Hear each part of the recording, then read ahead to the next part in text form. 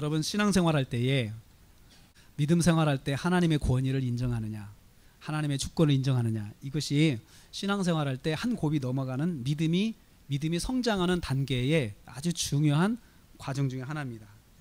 그래서 하나님의 이 권위를 인정하는 것, 이것을 권위를 인정하는 것을 우리는 주권이라고 해요. 주권, 하나님의 주권을 인정한다고 이야기를 해요. 하나님의 주권이라고 하는 것은 하나님께서 말씀하신 것을 그대로 순종하는 거죠. 우리 사람 가문에서도 어른이 말씀하시면은 그 뼈대가 있는 가문은 어른의 말이 통하죠. 어른의 말이 곧 법이에요. 신앙생활을 하는 데 있어서 우리가 믿음 생활을 잘 한다고 하는 사람은 어떤 사람이냐? 하나님의 말씀의 권위 앞에 무릎을 꿇을 줄 아는 사람이에요. 하나님 말씀의 권위 앞에. 우리가 지금 산상순을 공부를 합니다. 말씀을 듣습니다. 이것은 그냥 논어나 맹자에서 하는 그 좋은 이야기와 똑같은 그런 말씀이 아니고, 이것은 하나님의 말씀이에요. 천지를 지신 하나님의 말씀이에요. 이것을 내가 내 마음속에 이것은 하나님의 말씀이지, 내가 그러니까 하나님 말씀대로 살아야지, 이런 마음이 생기면 여러분은 그 마음에 성령이 충만하신 거예요. 성령이 충만하신. 그런데 그냥 그렇지 뭐 이렇게 들으면 성령께서 충만하지 않은 거예요. 이 시간에 우리가 이 말씀을 듣는 것은 하나님의 말씀입니다. 그래서 이 하나님의 말씀이라고 하는 이 그런 그 믿음을 가지고 그리고 이 말씀을 듣기를 원합니다. 특별히 오늘은 소금과 빛의 삶에 대한 두 번째 시간인데요. 우리가 지난번에 이렇게 너희는 소금이다, 소금. 너희는 빛이다 라고 했죠. 그러면 소금과 빛은 비유적인 표현인데 구체적으로 무슨 뜻이냐 했을 때 빛은 곧 행실이다 라고 했습니다. 행실. 너희의 행실. 소금과 빛은 행실을 말한다라고 했어요. 우리가 행동으로 사는 것이 소금과 빛의 역할을 감당하고 사는 것이다. 그래서 행실을 잘하면, 행실을 너희의 착한 행실이라고 그랬어요. 믿는 사람들, 예수 믿는 사람들은 착한 행동을 하며 살아야 돼요. 착한 행동. 착한 행동이라고 하는 것은 의로운 행동인데, 바른 행동인데, 또 세상으로 말하면 법을 지키는 행동인데, 이런 것들을 지켜가면서 살아야 되는 것. 이것이 우리가 빛이 되고 소금이 되는 거죠. 우리가 이런 삶을 살면 빛이 나요. 빛은 어두운 곳을 밝히는 것이에요. 어두운 곳은 죄를 행하는 것입니다. 죄를 행하는 것을 밝혀주는 삶을 사는 것이 바로 행실을 가지고 사는 것입니다. 또 이런 행실을 가지고 살면 소금이 된다. 소금. 이 소금은 부패를 방지하는 방부제 역할을 했어요, 옛날에. 그래서 생선이 썩지 않도록 소금을 치잖아요. 소금을 치면 생선이 썩지 않습니다. 또 옛날에 염장한다 그랬어요. 염장한다 그러면 생선을 소금에다 절여 놓으면은 썩질 않아서 오래 보관하고 살았습니다. 그래서 이 썩는다고 하는 것은 죄를 짓는 것을 말하거든요. 죄 짓는 곳에 우리 그리스도인이 가서 착한 행실을 하면 죄 짓는 곳이 스탑, 멈춰지게 돼요.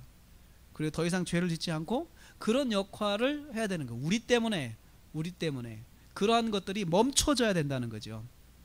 그런 역할을 하게 되면은 하나님께 영광을 돌린다. 하나님 영광을 돌린다라고 했어요. 그걸 위해서 우리가 지난 시간에는 무엇을 어떻게 살아야 되느냐, 소금과 빛으로 사는 삶이 첫째는 뭐였냐면 말씀대로 행하는 거예요. 말씀대로. 그래서 말씀대로 행한다라고 해가지고 우리가 그런 말을 했습니다. 율법의 1.1획이라도 어기면 안 된다. 율법의 1.1획, 1.1획이죠. 말씀은 작은 거 하나라도 꼭 지켜야 된다라는 것을 말씀을, 그것이 우리가 행실을 바르게 하는 삶이다. 두 번째로 온전한 예배인데요. 예배를 하나님께 잘 드려야 된다. 예배를 드릴 때 혹시 예배를 드리기 전에 형제하고 다툰 것이 생각이 나면, 누구를 가슴 아프게 한 걸 생각이 나면 예물을 갖다 놓고 여기다 놓고 예배 드리기 전에 먼저 그 사람하고 화해를 하고 나서 가서 예물을 드리고 예배를 드리라고 했어요. 온전한 예배, 그냥 예배는 그냥 드려보는 것, 예배를 내가 드려주는 것, 예배 내가 드려주는 거다. 내가 그냥 안 드릴 사람인데 그냥 예배 드려주니까 영광으로 알아라. 이렇게 생각하면 안 된다는 거죠. 예배는 하나님께 온전하게 드려야 되는데 깨끗하게 드려야 돼요. 다른 사람을 가슴 아프게 하면서 다른 사람의 원망 들으면서 예배를 드리면 안 된다는 거죠. 예배 드리는 사람 자체가 누구에게 원망을 듣고 있으면 이 예배는 하나님께 받아들이지 않는다는 거예요. 그래서 그 예배를 말씀드렸고요. 세 번째는 마음과 육체의 정결이에요. 마음으로. 그래서 마음으로, 생각으로 누가 한 여자를 보고 음욕을 품으면, 음욕을 품으면 사실 드러나지 않았죠. 근데 여기 음욕을 품는다고 하는 말은 그 생각을 끝까지 붙잡고 가는 걸 말하는 거예요. 생각을 계속 붙잡고 있으면 그 사람은 이미 범죄한 거예요. 또 우리가 눈이 범죄하면 눈을 찍어버려라. 눈을 차라리 빼내고 천국 가라. 또 손이 범죄하면 손을 찍어버리고 불구로라도 천국을 가라. 우리가 심각하게 생각할 것은 죄 하나라도 심각하게 생각해야 돼요. 우리가 죄악은 작은 거라도 심각하게 생각할 줄 알아야 돼요. 그것이 죄악에 대한 민감성이에요. 아, 내가 이러면 안 되는데 이 작은 죄를 범했구나, 이 작은 죄를 범했구나 하면서 하나님 앞에 정말 통회하면서 엎드린 심령을 가져야 된다는 거죠. 그래서 그런 의미에서 찍어버려라. 차라리 자꾸 이 오른손이 자꾸 범죄하면 이 오른손을 그냥 잘라내버려라. 자꾸 네 눈이 범죄하면 차라리 그 눈을 빼내버려라. 한쪽 눈 없이 천국 가는 것이 훨씬 낫다. 양손 가지고 지옥 가는 것보다 눈 없이 천국 가는 것이 훨씬 낫다. 양손 가지고 지옥 가는 것보다 양팔 한 팔 없이 천국 가는 것이 낫다. 그렇게 성경이 지금 말씀하고 있어요. 그만큼 우리가 소금과 빛으로 살려면은 우리 자신이 죄에 대해서 민감해야 된다는 거죠. 오늘은 계속 이어서 31절부터 말씀을 드리겠습니다. 여기 보면 이혼에 대한 말씀이 나와요. 이혼. 근데 사실 이혼에 대한 말이 나오는데 간음 때문에 이혼이 나왔어요. 간음이 뭐냐? 확실하지 않은, 혼자라고 하는 것이 확실하지 않은 여자한테 결혼하는 것은 간음이다. 여러분 현대사회에 그런 일이 많죠. 부부간에 별거 중에 교제하는 사람들이 있어요. 별거 중에 교제하는 사람. 근데 율법에는 이혼 증서를 반드시 써줘야 이제 이 사람은 딱 남남이 되는 거예요. 이혼 증서를 써준 사람. 아내가 아내하고 이혼하려면 이혼 증서를 줘라. 그런데 이혼할 때는 딱 한 가지, 음행했을 때, 외도했을 때는 이혼할 수 있다. 근데 이런 사람이 아니고 버리면 예를 들어서 다른 말을 안 듣는다, 성격 차이다, 이렇게 해가지고 이혼을 하게 되면 성경은 그걸 허락지 않는다는 거예요. 성격 차이다. 정말 외도를 해서 이것은 선을 넘었을 때는, 그럴 때는 할 수 있다. 하라는 게 할 수 있는데 그때 이혼 증서를 분명히 써줘라. 그래서 딱 남이 되라. 관계를 끊어라. 그런 사람은 이제 재혼해도 되는데, 그렇지 않은 사람, 그냥 그런 문제, 여러 가지 문제가 있고 갈등이 있어가지고 별거 하는 중에 있는 그 배우자에게, 여자에게 장가를 드는 사람은, 결혼한 사람은 그 사람도 간음이다 라고 이야기를 하고 있습니다. 이것은 무엇을 말씀하고 있습니까? 우리가 그리스도인들이 이 문제에 대해서 그리스도인들이 분명한 의식을 가지고 있어야 되는데, 별거면 별거, 이혼은 이혼, 이것은 분명히 선을 그어야 된다는 거죠. 그렇게 하고 나서 부부 사이의 관계를 딱 정리를 해야 된다는 거예요. 이혼이면 이혼, 그렇게 해야 되지 별거는 이혼이 아니잖아요. 그래서 그런 문제를 이야기하면서, 간음의 문제는 그렇게 확실하게 선을 긋지 않고 있는 배우자들끼리 교제하는 것은 간음이다 라고 그렇게 말씀하고 있습니다.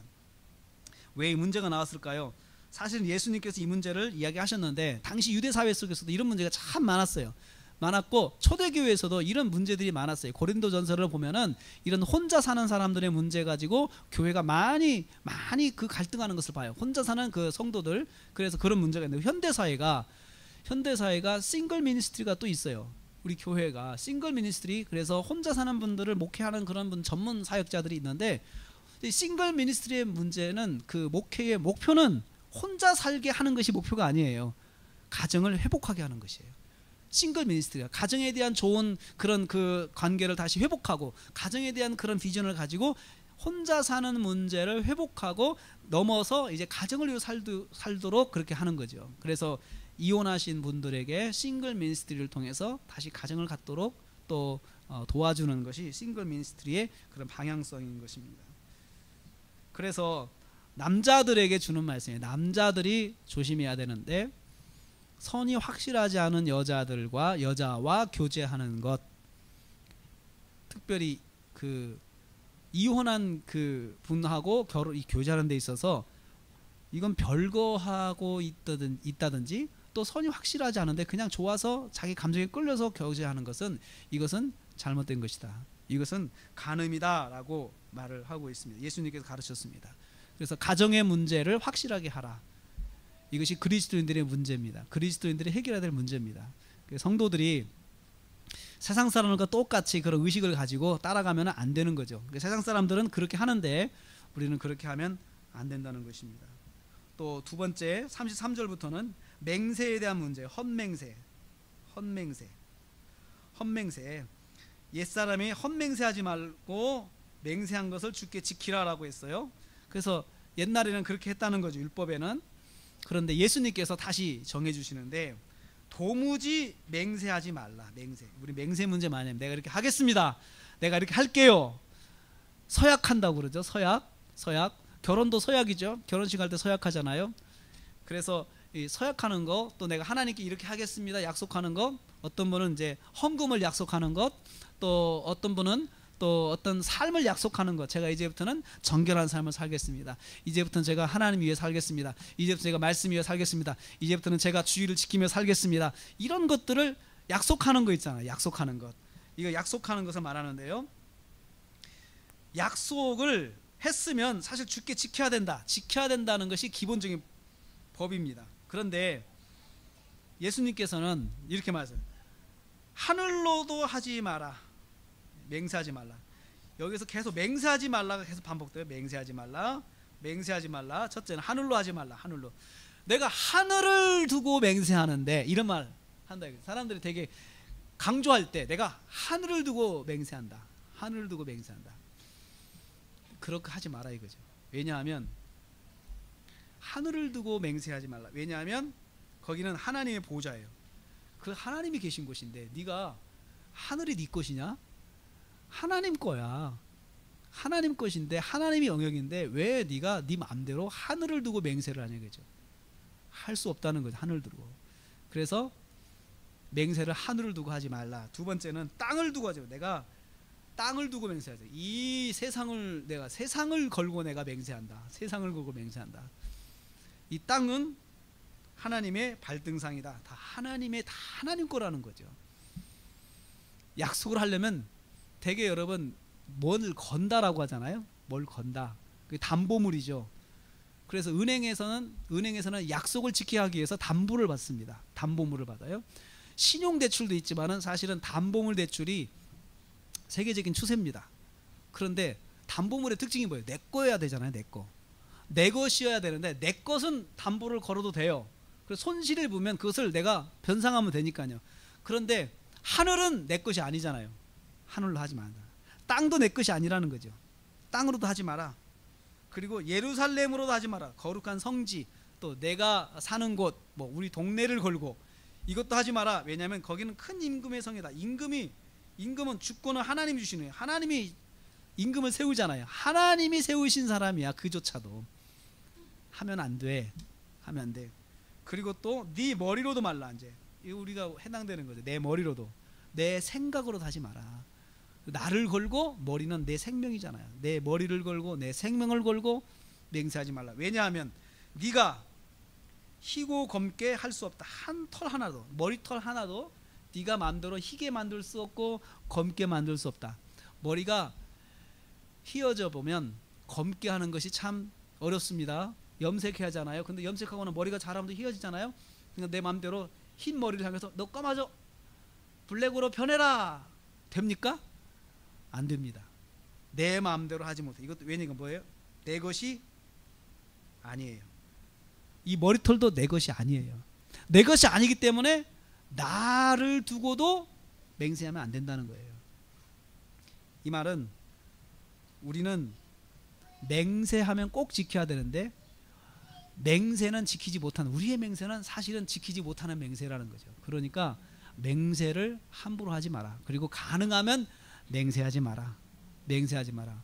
맹세했을 때는 꼭 지켜야 되는데 우리는 맹세해놓고 지키지 못해서 죄 짓는 게 많이 있습니다.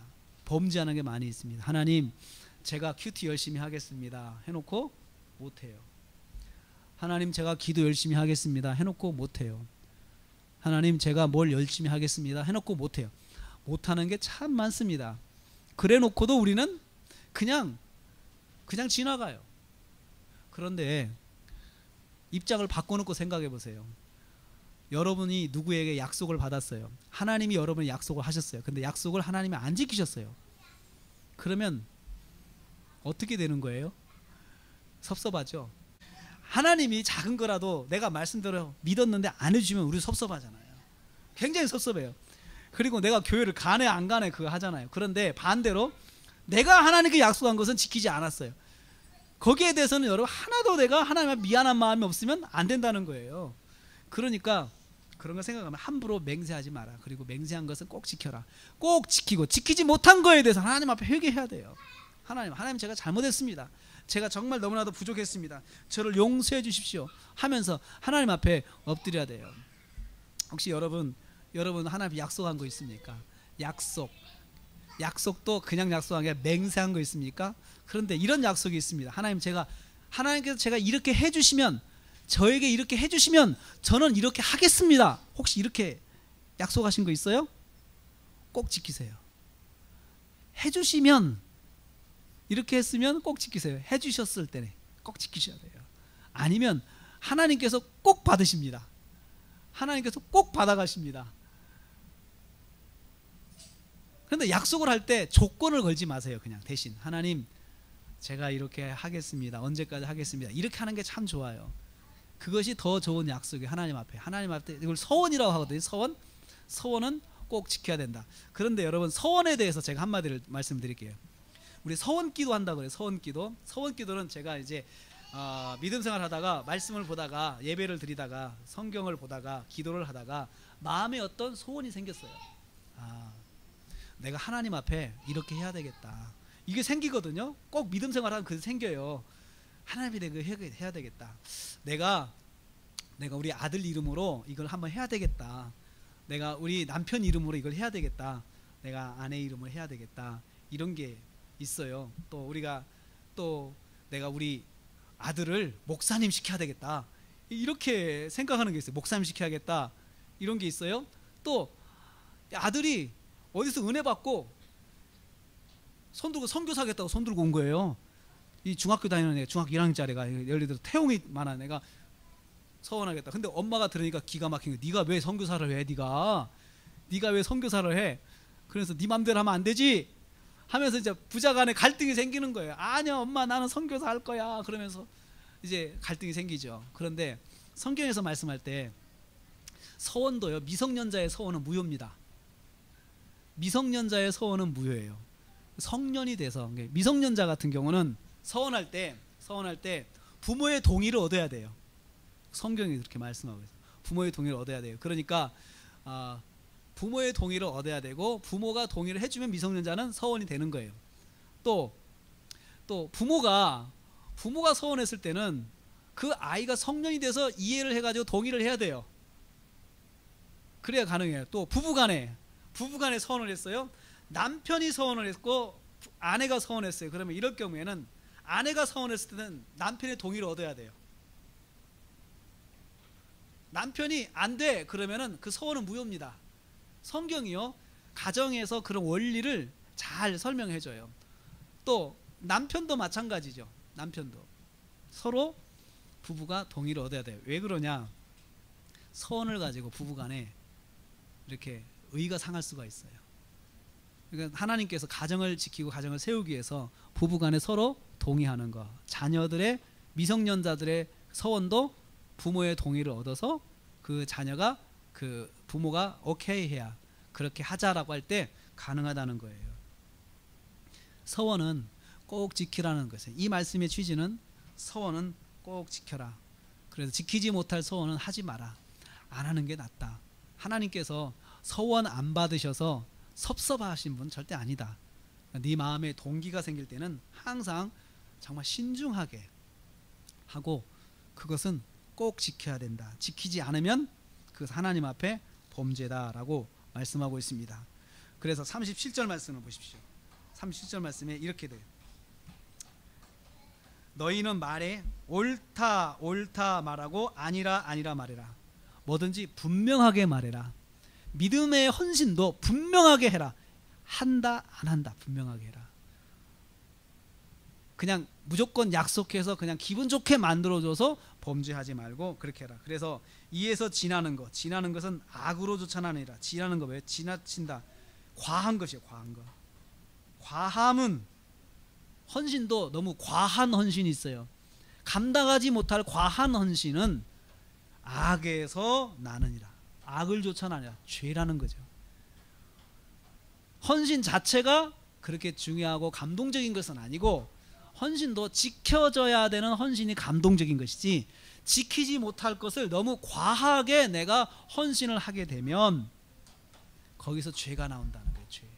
마귀가 틈탄다는 거예요. 틈탄다는 거죠. 그 예가 있어요. 아나니아와 삽비라 부부가 아나니아 삽비라가 전 재산을 하나님께 헌신했어요. 사도행전에 전 재산을 헌신했어요. 그리고 자기들이 은혜 받아서 하나님께 헌신했어요. 두 부부가 합심했어요. 그래가지고 헌신했는데 재산을 처분해가지고 처분하는 과정에서 마음이 변했어요. 그래가지고 헌신한다고 말해놓고 일부를 헌신했어요. 그러니까 절반을 헌신했겠죠. 절반도 많죠. 집을 파는 건데, 재산을 파는 건데. 그런데 베드로가 그렇게 말했어요. 물어봤지, 이게 전부냐? 라고. 네가 말한 전부냐? 할 때 이 사람들이 거짓말을 했어요. 그렇습니다 라고 하니까 베드로가 책망하기를 성령을 속이는 거라고요. 성령을 속인다. 그래서 먼저 왔던 아내가 죽었어요. 그 자리에서 죽었어요. 그리고 남편도 와서 또 거짓말을 또 했어요. 그렇다 할 때 또 죽었어요. 생명을 걷어가셨어요. 초대교회에서 이 사건은 큰 파장을 일으켰어요. 은혜 받았다고 무조건 막 내가 헌신하겠다고 그렇게 해가지고 감당하지 못할 헌신을 해서 이에서 지나는 것은 악으로 쫓아난다. 죄를 범했어요. 죄를 범한 것이에요. 그래서 아무리 내가 은혜를 받고 아무리 기분이 좋아도 헌신할 때는 냉정해야 돼요. 냉정해야 돼요. 그래서 감당할 수 있을 만큼 헌신을 해야 된다라는 것이죠. 그래서 우리는 항상 말은 분명하게 해야 됩니다. 그리고 말한 것은 지켜야 됩니다. 예, 아니요, 그렇게 하겠습니다. 그렇게 하지 않겠습니다. 분명하게 해야 된다는 거죠. 그럴 때 우리가 마귀가 틈타지 못한다는 것을 알 수가 있습니다. 그 다음에 이제 38절부터는 눈은 눈으로 이는 이로 갚으라라는 율법이 있어요. 눈은 눈으로, 눈을 다치게 했으면 그 사람도 눈을 다치게 만드는 거예요. 그 형벌이에요. 이를 다치게 했으면 이를 뽑는 거예요. 이게 율법의 그런 그 형벌이거든요. 왜냐하면 자기가 상해 당한 만큼만 상해를 입히는 거예요. 그런데 여러분 왜 그랬냐면은 눈을 다쳐놓고 화가 나니까 그 사람을 때리면 눈만이 아니고 다른 데를 다치게 하잖아요. 화가 나니까. 그런 일이 많은 거예요. 공동체 안에서. 그래서 그렇게 하지 못하도록 정해준 거예요. 눈은 눈으로 이는 이로 하라. 이 율법인데 예수님께서 이렇게 말씀하세요. 악한 자를 대적하지 마라. 아예 대적을 하지 마라. 너 눈 때렸다고 해서 너도 눈 때리지 마라 이거죠. 눈 때리지 마라. 이가 빠졌다 너 이를 때리지 마라. 예수님께서 그렇게 말씀하셨어요. 그런데 악한 자에 대적하지 마는데 어떻게 내가 오른뺨을 치면 왼뺨도 돌리더라. 이 말씀이 여기서 나와요. 오른뺨을 떼면 맞으면 왼뺨도 돌려서 더 때리게 해라. 그 사람 분이 풀 때까지 더 때리게 해라. 이게 무슨 말이에요? 무슨 말이에요? 이 대적하지 말라는 거예요. 여기 맞으면 여러분 주먹 날아가잖아요. 내가 한번 맞으면 이게 욱하고 날아가는데 그러지 말고 그냥 왼뺨도 대라. 그래서 그 사람이 분이 풀 때까지 그냥 놔둬라. 그리고 그 사람이 겉옷을 달라고 그러면 속옷도 원하는 자에게 그냥 줘라. 속옷도 줘라. 저는 이 말씀을 묵상하면서 이걸 우리가 지킬 수 있을까? 지킬 수 있을까? 근데 주님께서는 이것을 지킬 수 있으면 지키라가 아니고 그냥 이렇게 하라고 말씀하셨어요. 우리가 이 말씀을 알면 이렇게 못하는 것이 참 고통스러울 것입니다. 고통스러울 것입니다. 자, 그리고 또 오리를 억지로 가자고 그러면 심리를 동행해라. 나에게 강요하는 사람이 있으면은 차라리 네가 더 많이 베풀어라. 그 말입니다. 더 많이 베풀어라. 무슨 법칙입니까? 너그러움의 법칙이에요. 너그러워야 된다. 예수 믿는 사람들은 너그러워야 된다. 이렇게 하면은 세상 속에서 어떻게 될까요? 바보 취급받지 않습니까? 여러분의 자녀에게, 용재한테 이렇게 가르칠게요. 용재야, 친구가 왼밤 때리고 오른밤 너 대줘. 태용아, 친구가 네 걷었다는 속옷도 줘. 이렇게 가르칠 수 있습니까? 그 참 어렵죠. 왜냐하면 다 그렇게 해야 되는데 우리 자식만 하면 학교 보내면 옷이 나만 하지 않아요. 학교 갔다 오면 맨날 맞고만 오는 거죠. 여러분, 맞고 오면 속상합니다. 진짜 맞고 오면 속상합니다. 그래서 태권도 학원 보내요. 네 안 맞게나 태권도 학원 보내고, 태권도 배워 다 해서 너 태권도 배워가지고 누가 때리면 딱 맞고 이렇게 때려 그러면서 안 맞게 하려고 그러죠. 그런데 사실 주님은 그렇게 하지 말고 너그러워라. 너그럽게 살아라. 너그럽게 해줘라.